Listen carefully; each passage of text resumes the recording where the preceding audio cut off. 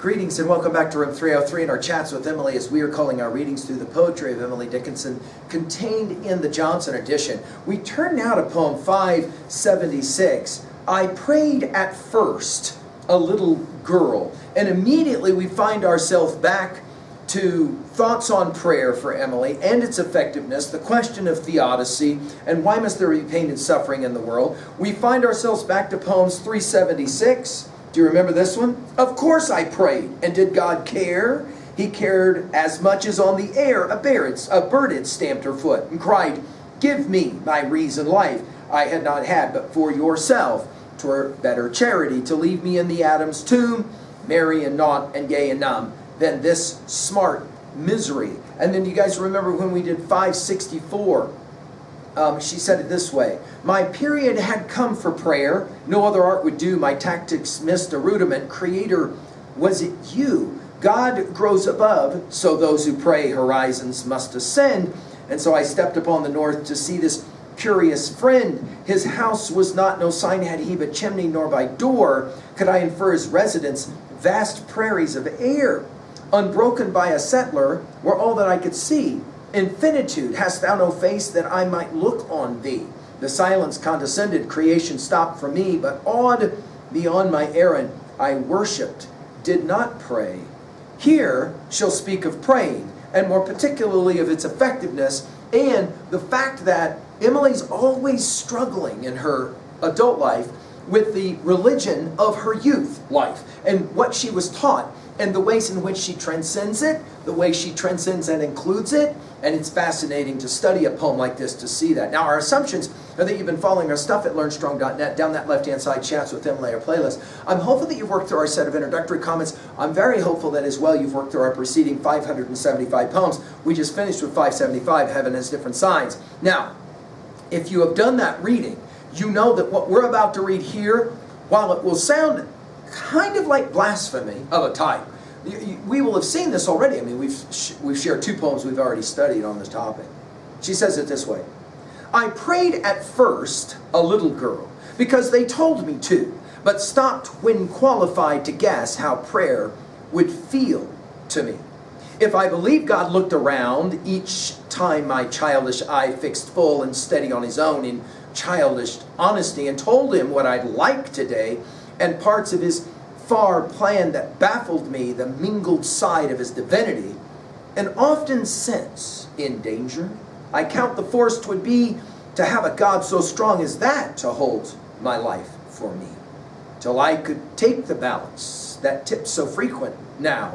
It takes me all the while to poise, and then it doesn't stay. Now, there are so many different ways to read this poem. Some have read this poem as defiance, some have read it as regret, some have read it as some mixture of the two. Nostalgic almost, looking back to a time when she was a little girl. Little, again, I told you guys, she uses it in 172 poems to emphasize her fragility, the littleness. You'll remember 425, 454, and 613 all played the game of the little girl, as she will refer to herself. When she says, I prayed as a little girl because they told me to. Now again, who is the they? You know, we can debate that one from our earlier studies. We've seen this construction. But notice she says, I stopped when qualified to guess how prayer would feel to me. Notice we're back to this construction of to me from poem 575. And we'll see it again in poem 577, this to me. In other words, she asked a question that begins with the word if. And of course, it's the first word of 577. In 28 of her poems, Emily uses this word if as the first word of a poem.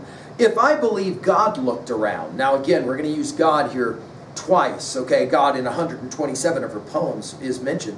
If I believe God looked around, each time my childish eye fixed full and steady on his own in childish honesty, and told him that what I'd like today, and parts of his far plan that baffled me, the mingled side of his divinity. In other words, she says, I begin to wonder about praying to God. Again, Emily recognizes there's only two real prayers. There is the prayer of help, and there's the prayer of thank you, the prayer of longing and the prayer of gratitude, right? She says, I got to thinking about this, and there was so much of, God can't care very much, she said, about all of the little insignificant things that are happening. And there's all that part about where I'm baffled.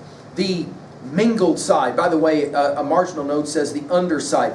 And several scholars have pointed out that she might be, in fact, thinking about her reading of Sir Thomas Browne's Religio Medici. And there's a quote that it will be significant. I think it makes sense for us to pay attention to this quote that maybe from Religio, we've given full lectures at learnstrong.net on Sir Thomas Browne's classic. The sentence that maybe she's referencing here in regards to God's unknowableness is the following quote. This is again Browne. I know he is wise in all, wonderful in what we conceive, but far more in what we comprehend not. For we behold him but asquint upon reflex or shadow. Our understanding is dimmer than Moses' eye. We are ignorant of the back part or lower side of his divinity. Therefore, to pry into the maze of his counsels is not only folly in man, but presumption even in angels. In other words, it is the theodictic question of the book of Job in the Bible, right? In other words, where were you when I laid the foundations of the earth? And that theophany that we've commented on elsewhere at learnstrong.net. She says, so, since I decided to kind of stop praying, now, often since, in danger, notice capitalized, I count the force 'twould be to have a God so strong as that to hold my life for me. In other words, now I'm beginning to wonder if maybe I should have just stuck with the praying thing that I was doing as a child, because now that I've gotten older, I'm in some dangers. You know, she talked about the illness of 574 just a couple of poems ago, didn't she?